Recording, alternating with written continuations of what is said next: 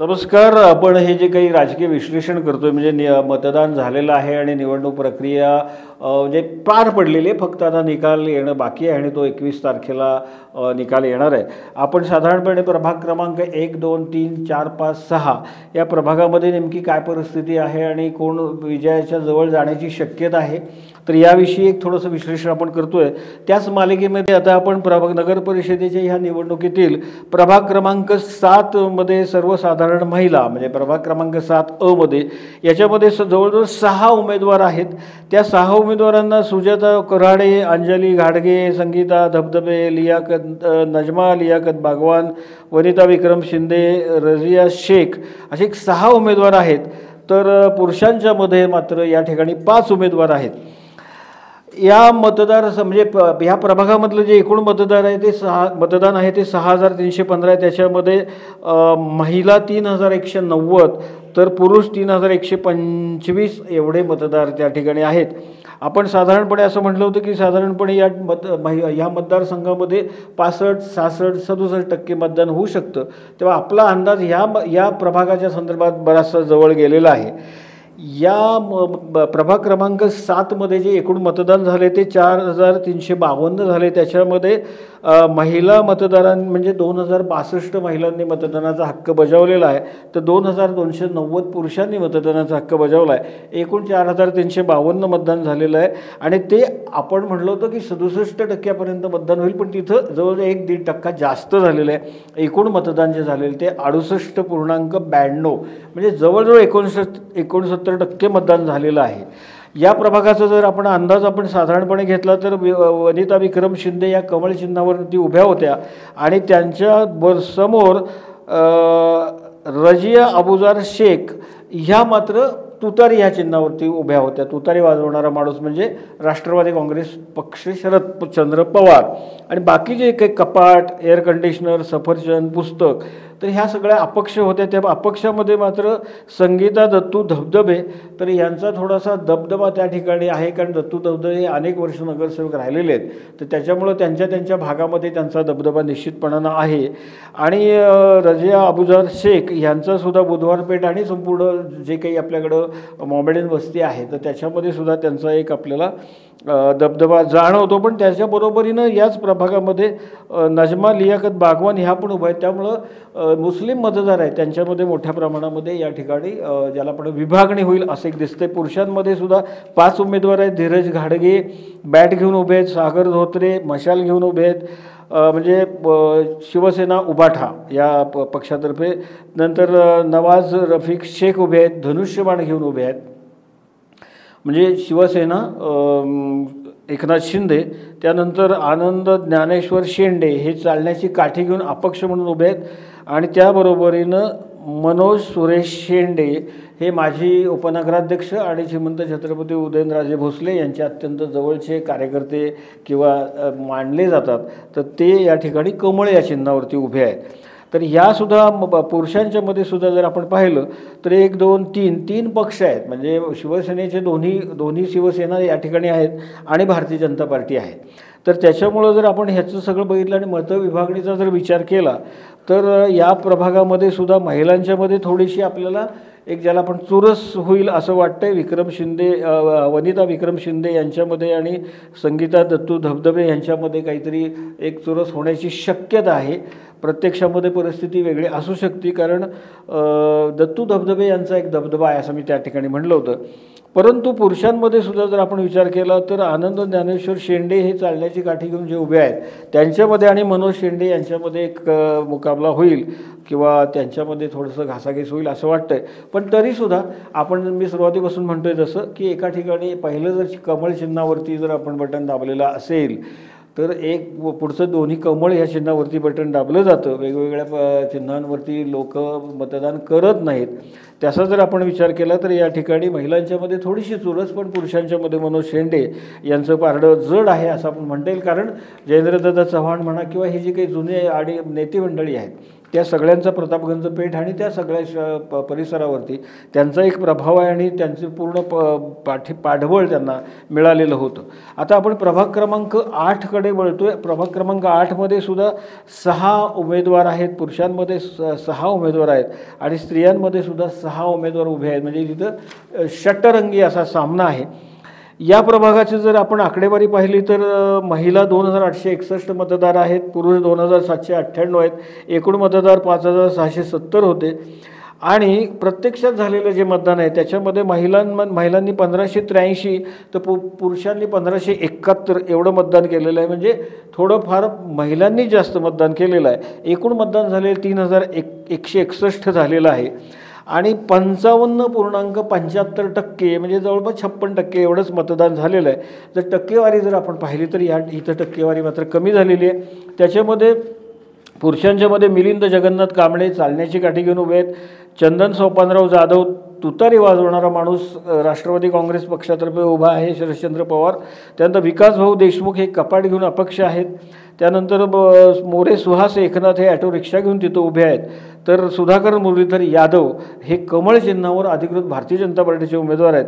आणि वाघमारे गणेश नंदकुमार हे मशाल घेऊन म्हणजे शिवसेना पक्ष उबाठा यांच्या वतीनं उभे आहेत. तर महिलांच्यामध्ये पल्लवी काकडे ॲटो रिक्षा अपक्ष, अर्चना कांबळे कमळ या चिन्हावरती कमळ चिन्ह घेऊन उभे आहेत. योगिता प्रणय गालफाडे धनुष्यबाण शिवसेना एकनाथ शिंदे.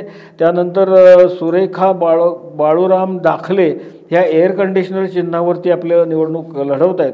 तर पूजा रामचंद्र बनसोडे हे तुतारी वाजवणारा माणूस म्हणजे राष्ट्रवादी काँग्रेस शरदचंद्र पवार आणि माने पूजा रवी ह्या सफरचंद ह्या चिन्हावरती उभ्या आहेत. तर इथला साधारणपणे आकाशवाणी झोपडपट्टी आणि काही असा नागरी भाग जे आहे, काही आपल्याला कॉलन्यांचा भाग आहे, मोठ्या इमारतींचा भाग आहे. तर हा जो मतदारसंघ आहे हा सगळा असा व्यामिश्र असा मतदारसंघ आहे. त्याच्यामध्ये मोठ्या प्रमाणामध्ये झोपडपट्टीमध्ये पण म्हणजे अत्यंत स्लम एरिया पण आहे आणि असा प्रगत एरियासुद्धा त्याच्यामध्ये आहे. आता सर्वसाधारण पुरुष म्हणून जे काही हे होते त्याच्यामध्ये गणेश नंदकुमार वाघमारे तर हे एक सुशिक्षित MSW पेक्षा आणि बरंच काही शिकलेले किंवा अनेक ठिकाणी ते त्याला आपण म्हणतो ना की लेक्चरर म्हणून जातात किंवा मार्गदर्शक म्हणून जातात. अशा पद्धतीने एक सुशिक्षित असा उमेदवार म्हणून उच्च शिक्षित, नुसता सुशिक्षित नाही तर उच्च शिक्षित असा उमेदवार त्या ठिकाणी ते होते. त्याबरोबरीनं मुरलीधर यादव हे आपले हे सुधाकर मुरलीधर यादव हे कमळ चिन्हावरती उभे होते. तर चंदन सोपानराव जाधव हे तुतारी वाजवणारा माणूस म्हणून त्या ठिकाणी उभे आहेत. तर साधारणपणे आपण जर ह्या दोन्ही गोष्टीचा जर विचार जर केला तर अर्चना सचिन कांबळे आणि त्याबरोबरीनं सुधाकर मुरलीधर यादव हे साधारणपणे यशाच्या जवळ जातील असं आपल्याला दिसतंय. परंतु गणेश नंदकुमार वाघमारे हे सुद्धा तिथं काहीतरी एक आपल्याला संघर्ष करताना किंवा फाईट देताना आपल्याला दिसत आहेत. पण या मतदारसंघाचा किंवा या प्रभाग क्रमांक 8चा जर विचार केला तर साधारणपणे 948 मतं जो उमेदवार मिळवू शकेल म्हणजे तो उमेदवार मात्र या ठिकाणी विजयी होईल असा एक आमचा तर्क आहे, आमचा अंदाज आहे प्रभाग क्रमांक 8च्या संदर्भामध्ये. प्रभाग क्रमांक 9कडे आपण वळतो आहोत. प्रभाग क्रमांक 9मध्ये एकूण महिला मतदार जे आहेत त्या 2740 आहेत. तर पुरुष मतदार हे 2937 होते. एकूण मतदार 5672 या ठिकाणी होते. त्याच्यामध्ये महिला मतदार 1676 महिलांनी तिथं मतदान केलेलं आहे. तर 1814 पुरुषांनी मतदान केलेलं आहे. एकूण मतदान जे झालेलं आहे ते 3490 आणि 61.63% असं साधारणपणे या ठिकाणी मतदान झालं आहे. इथलं वैशिष्ट्य म्हणजे असं आहे की शोभा राजेंद्र केंडे ह्या बॅट चिन्हावर अपक्ष म्हणून लढवत आहेत. तर शारदा मायाप्पा वाघमोडे ह्या कमळ चिन्ह घेऊन लढत आहे, तिथं उमेदवारी आहे त्यांची. आणि पुरुषांच्यामध्ये मात्र अक्षय श्रीरंग जाधव हे कमळ चिन्हावरती उभे आहेत आणि शारदा वाघमोडे ह्या पण कमळ चिन्हावरती उभे आहेत. तर संजय मोहनराव पाटील हे अपक्ष आहेत, बंडखोर आहेत, एअर कंडिशनर म्हणून त्यांचे चिन्ह होतं. आणि एकूणच शाहूपुरी ग्रामपंचायतीमध्ये मागच्या म्हणजे स्थापनेपासून संजय पाटील यांचा एक दबदबा राहिलेला आहे.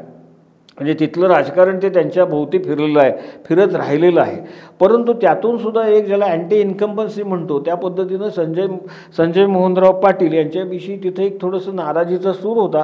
आणि त्याबरोबरीनं जे काही भारतीय जनता पार्टीचे उमेदवार आहेत अक्षय श्रीरंग जाधव हे मात्र श्रीमंत छत्रपती शिवेंद्रराजे भोसले यांचे अत्यंत जवळचे कार्यकर्ते आहेत आणि त्यांनी या निवडणुकीपूर्वीसुद्धा मोठ्या प्रमाणामध्ये शाहूपुरी ग्रामपंचायत शाहूपुरी परिसरामध्ये मोठ्या प्रमाणामध्ये बाबाराजेंच्या माध्यमातून जी कामं केलेली आहेत त्यामुळे तिथं अक्षय श्रीरंग जाधव तर ह्यांचं पारडं आपल्याला जड आहे असं वाटतंय. कारण अनेक वर्षे काम केलेल्या संजय भाऊ पाटील तर यांच्याविषयी थोडंसं अँटी इन्कम्बन्सी त्या ठिकाणी आहे.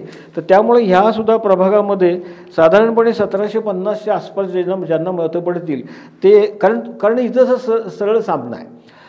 पण तरीसुद्धा आपण त्याचा एक आढावा जर घेतला तर मात्र या ठिकाणी महिलांच्यामध्ये कमळच लागेल, शारदा वाघमोडे ह्या विजयी होतील असं आपल्याला वाटतंय. परंतु त्यांच्यामधला आणि केंडे यांच्यामधला फरक जो असेल तो कमी असेल.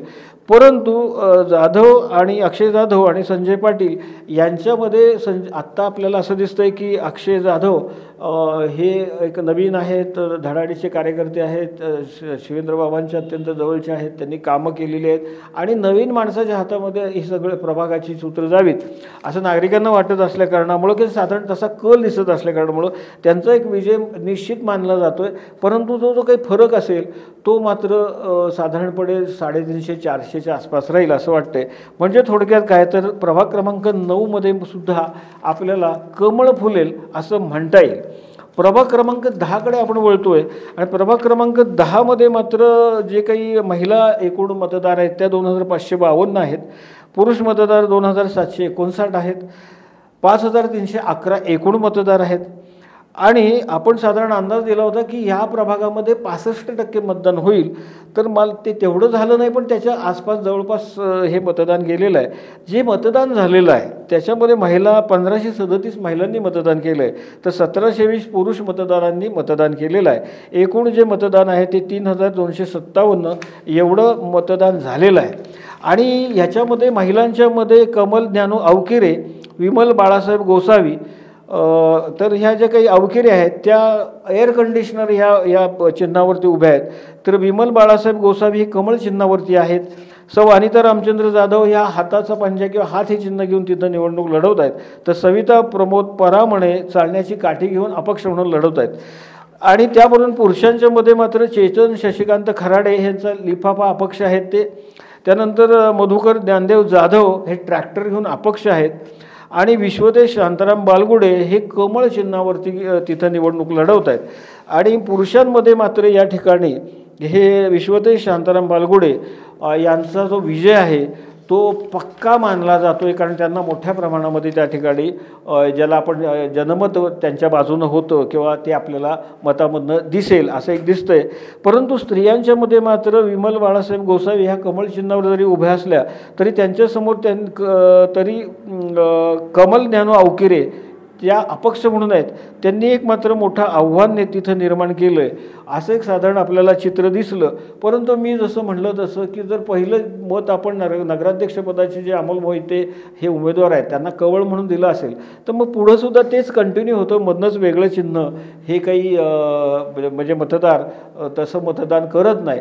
पण तरीसुद्धा विमल बाळासाहेब गोसावी यांच्यासमोर कमल ज्ञानू अवकिरे यांनी एक मात्र आव्हान उभं केलेलं आहे असं आपल्याला दिसतंय.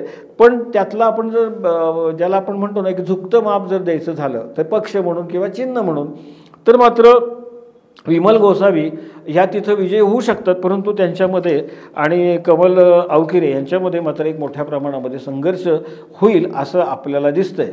तर साधारणपणे आपण आता प्रभाग क्रमांक 10 पर्यंत हे आपण विश्लेषण केलेलं आहे आणि आज आत्ता आपण इथंच थांबत आहोत. आणि मग पुढच्या भागामध्ये आपण 11 पासून एक विश्लेषण जे राजकीय विश्लेषण आहे आणि आपला अंदाज जो आहे तो आपण व्यक्त करणार आहोत. साधारणपणे सर्वांनाच एक असं वाटतं की बाबा किती अपक्ष लागतील, किती बंडखोर लागतील किंवा किती कमळं फुलतील किंवा बाकी पक्षांचे उमेदवार किती निवडून येतील तर त्या संदर्भात सुद्धा आपण शेवट बोलणार आहोत.